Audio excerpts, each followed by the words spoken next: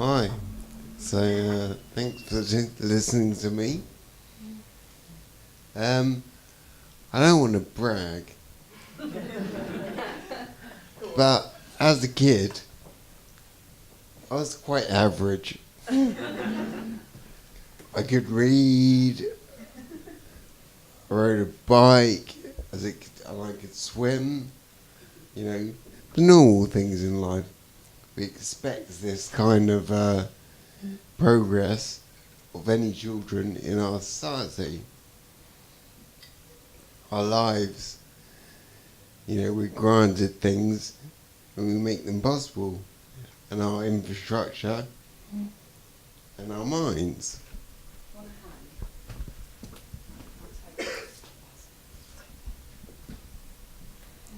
So yeah, infrastructure that enables us to educate children, giving them books, places to learn, places to read, and I rode a bike because it was cheap.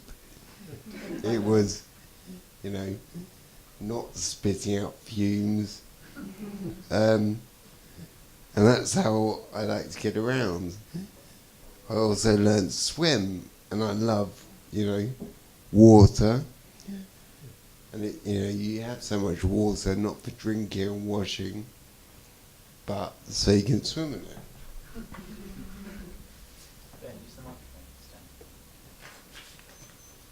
want to stand? Might stand?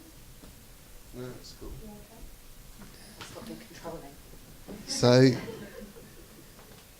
we expect our minds to develop too, for all our lives.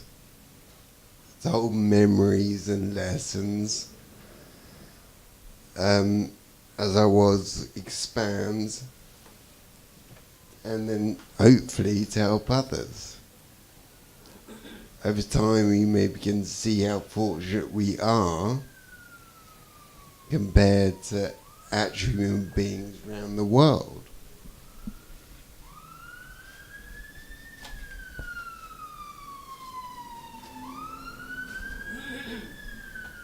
And if we're lucky, if we're very lucky, we might like to spend some time with other people in the world and help them develop the kind of infrastructure and societies that we enjoy ourselves today. So that's kind of why I got into international development. It's a decision I do not regret, but it is something that took everything from me.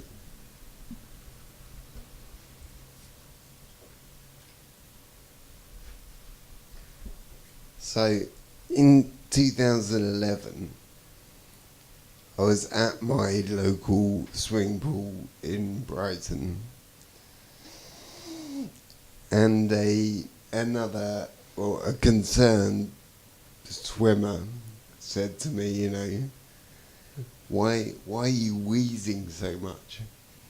And so I told her, what I had been told. I mean, it wasn't really real to me, but it was the truth. And I expected her to say, oh, thanks, got it, carry on swimming. However,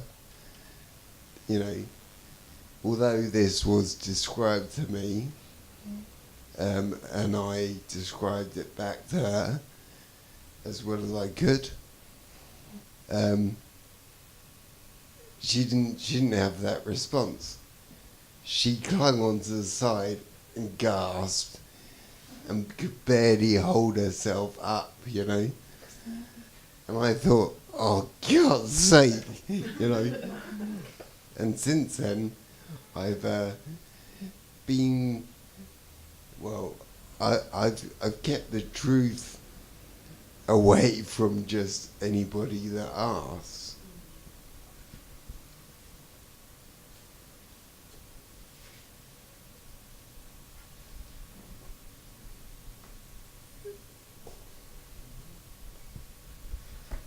So yeah, the truth is what I'd like to share with you today about what happened to me and what I've been through. So it was in 2010, quite a while ago now. I was working in international development, doing various short-term contracts for donor agencies, and I got the privilege to go and do a placement in Rwanda. But before I went to see my then girlfriend, who was working in Haiti after the earthquake that happened there in 2010. And that was a point in my life when, just before I was going to go to Rwanda, I flew over and saw her. And then she was given a week R&R, so we travelled to the adjacent Dominican Republic, which is on the island of Hispaniola, and in the Caribbean. So we went together to the capital, Santo Domingo, to spend some time there.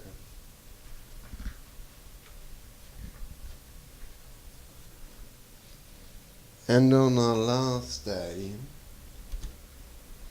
to be honest, this is something I can't remember. I can't remember being in Haiti or the Dominican Republic. But on our last day, before I was supposed to fly back to England, and I had, I think, 2 weeks before I was supposed to start this placement in Rwanda, we went out for dinner. And then we finished dinner and walked back to our hotel, which was owned by the Belgian consulate, like where a lot of UN staff stay. And we were close. We were like a road away from our hotel, and there was a collision between two cars,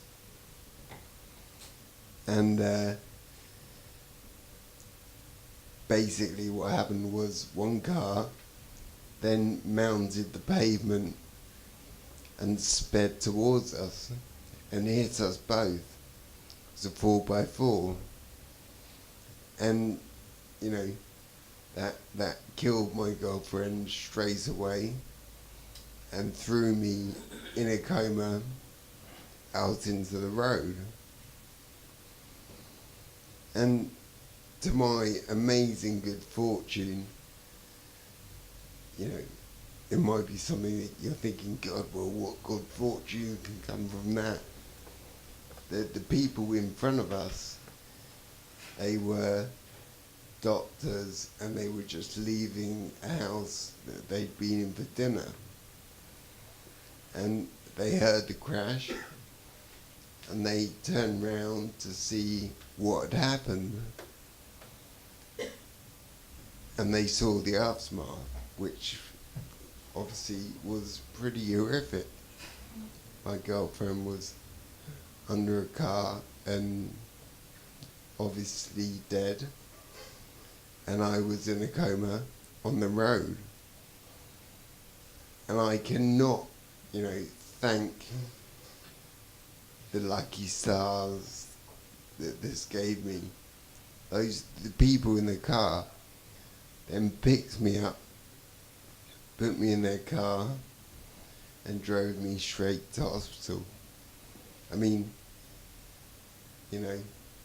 I don't think that would happen. That wouldn't happen here.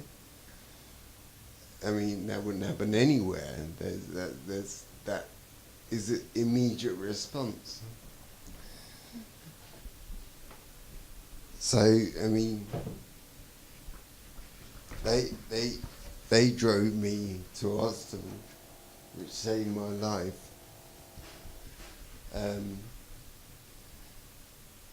And the result of it was, you know, I was kept alive in this hospital in the Dominican Republic.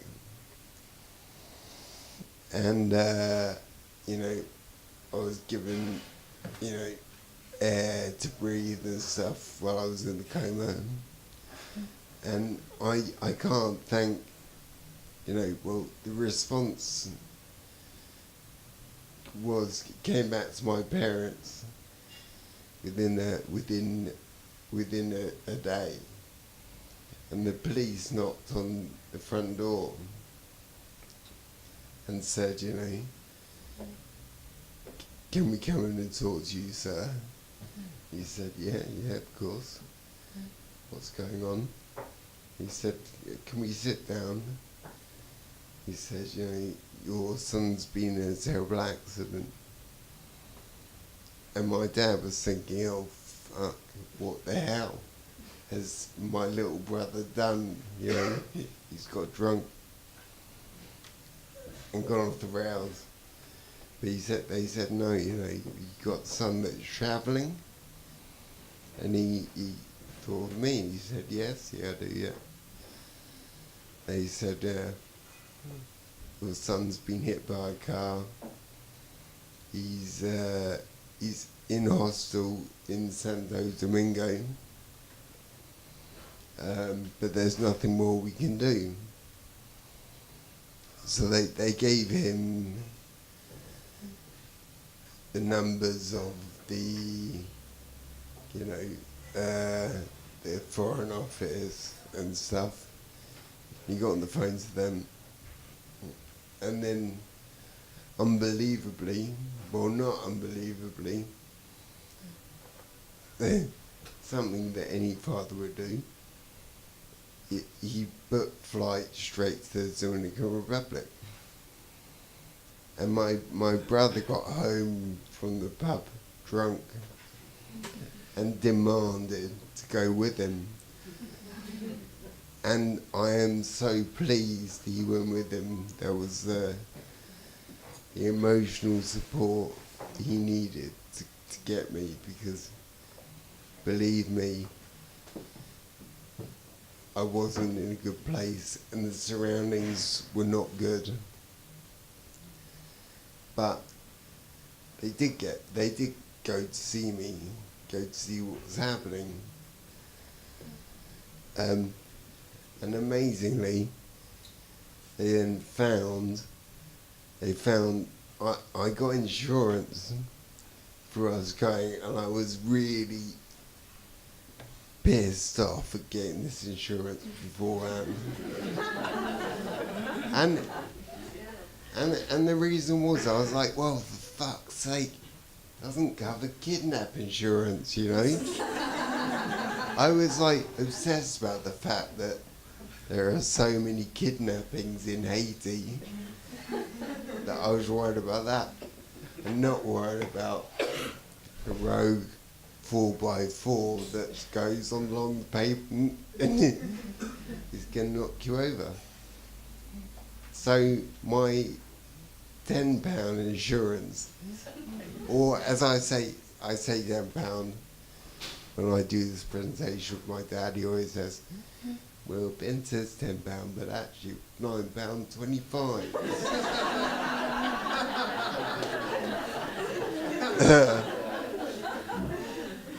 That then kicked into action, you know. He found my insurance policy number and told my mum, and she had to sort it. Well, she got in contact with them, and you know, the hospital I was in, I mean, it was a third ward hospital. You know, there were people, they could not afford the drugs. They had to go and buy the drugs from a pharmacy up the road and bring them back. So I was, you know, I was not in a good place. But having got the insurance, my dad was asking everyone, you know, where should we move them to? And they found a place to move me to. They were literally loading my body into an ambulance to be transferred. At that exact moment, the insurance guy phoned his mobile from Miami and said, all right, no, I want you to go to this place. It's covered by the insurance, and it's the best place in the Dominican Republic. And if it happened to my son, I would want him to go there. So that's what they did. And they took me to another hospital. It was privately funded by the insurance. And I think the insurance, well, I'll come on to this. The guy they took me to actually worked at the same hospital that my granddad had trained at in France. And the one thing he always had time for, which is, well, I was going to get angry then, but I shouldn't get angry, was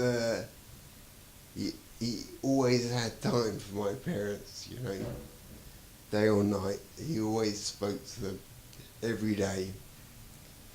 That is something that is completely shuffled under the carpet with the NHS. Like, the communication in the NHS does not work.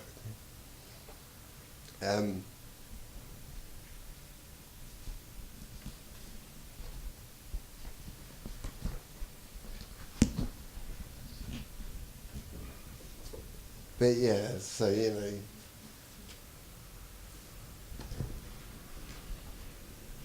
they got me to a place on, you know, where I was safe to travel.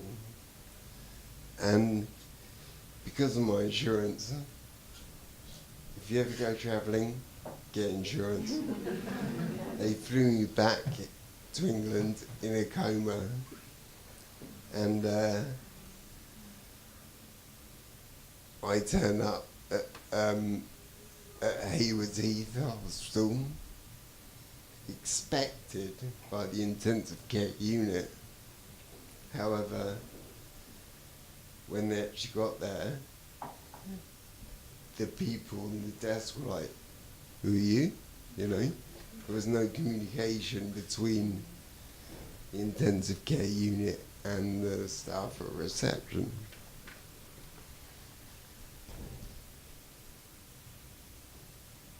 So, anyway, this was in September, I got hit. I was in a coma for a month. And then I was allowed home at Christmas, which is quite a remarkable turnaround of, you know, getting better, you know, you're off. But, you know, I suppose getting better for me was about something that I wanted to do what I did before, what I knew. And the difficulty was also that everything I wanted to do was not supported by the rehab team. They were so risk averse. They were, you know, didn't want me to do anything because it might be dangerous. But the doctor from the Dominican Republic, the one thing he said to them, he said, you know, Ben will not be paralyzed. He will be okay. But one thing you have to do when he wakes up is always follow the patient. And that, I mean, I love that man for saying that, because that's exactly what I needed, you know. Having gone through the care of the NHS, it was always putting obstacles in my way. They were saying no to everything. I wanted to redo a master's to get intellectually back up to where I was. However, getting a job is still quite challenging after what I've been through. But I did another master's, which the NHS team said not to do, it'd be too stressful. I also went to Glastonbury a year after what happened. And I mean, Glastonbury is something that all my friends go to every year. They run the kids' field. And something that is very familiar to me. So, I mean, I really want to go back to what I did know, as well as doing a master's and try and get back into the mindset of development as it was, as I knew it. So these were kind of paving the ways back to what I did before.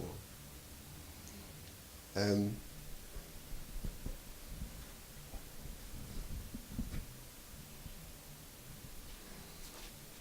I mean, funny things happen. Like, I got seen by. I mean, I was really concerned about this. That I could not remember my girlfriend for 2 years, and at a kind of a year and a few months into my rehabilitation, when I started the masters, I was seen by doctors at Hammersmith Hospital who were doing research on head injuries. And this is a good example of how doctors don't really know what is going on, because he took a lot of brain scans, and then he showed them to many other doctors and said, so, you know, how do you think this guy's doing? And every doctor in the audience said, he's in a wheelchair, you know, he's not doing very well. And then he was like, well, actually, he's doing another master's. So, yeah, don't trust yourself and what you can do, and not what you've been thought of doing by the medics. That doctor also said to me that I could not remember, I wouldn't be able to remember my girlfriend again. And literally 2 years after the accident, I woke up and I thought, God, I can remember her voice and her tattoos. And I can remember this other guy called Max. And I emailed the lady she was living with in Haiti, and I said, I can remember her tattoos and her accent. And I can also remember this guy called Max, but I don't know who it was. He let me know. She wrote back immediately and said, my God, that's my husband. You met a week before what happened. So, I mean, I think that's a wonderful thing of the brain to heal itself. But also, I suppose this whole experience is kind of the message I would like to convey. Have more compassion to the people in our society. If you see someone who looks very drunk or is homeless, they might, you don't know why it's going to be, but don't just dismiss them and blame them on, being very drunk or shit choice in life. Just talk to them, get them the support they need. They may not have had an incredible family as myself that have paved the way through it. And this can go back to any sections of society. Go and understand what's going on rather than just glossing over it and blaming. So that's what I'd say. Thank you.